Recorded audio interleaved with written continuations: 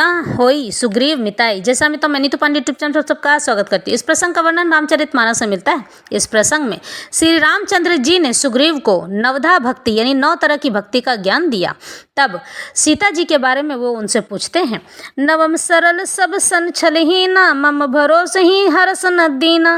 नव मऊ एकौ जिनके होई, नारी पुरुष सद चराचर कोई। सोई अतिशय प्रिय भामिनी मोरे, सकल प्रकार भक्ति दृढ़ तोरे।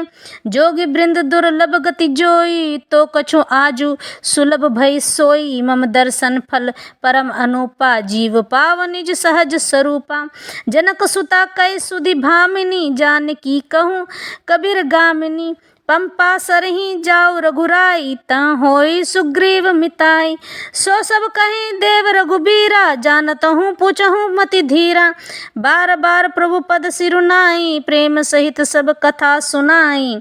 नवी भक्ति है सरलता। भगवान श्री रामचंद्र जी सबरी को नवधा भक्ति का 9वां ज्ञान देते हैं। और सबके साथ कपट रहित बर्ताव करना, हृदय में मेरा भरोसा रखना और किसी भी अवस्था में खुशी और दैन यानी विषाद का न होना। इन 9 में से जिनके एक भी गुण होता है वह स्त्री पुरुष जड़ चेतन कोई भी हो सकता है। हे भामिनी, मुझे वही अत्यंत प्रिय होते हैं। फिर तुझमें तो सभी प्रकार की भक्ति का दृढ़ है, सभी गुण हैं। अतएव जो गति योगियों को भी दुर्लभ है वही आज तेरे लिए सुलभ हो गई है। मेरे दर्शन का परम अनुपम फल यह है कि जीव अपने सहज स्वरूप को प्राप्त हो जाता है।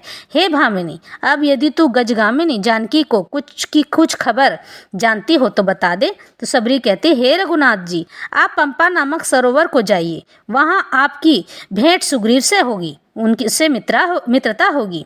हे देव, हे रघुवीर, वह सब हाल बताएंगे। हे धीर बुद्धि, आप सब जानते हुए भी मुझसे पूछते हैं। बार बार प्रभु पद सिरुनाई, प्रेम सहित सब कथा सुनाई। बार बार प्रभु के चरणों में सिर नवाकर प्रेम सहित उसने सब कथा सुना डाली।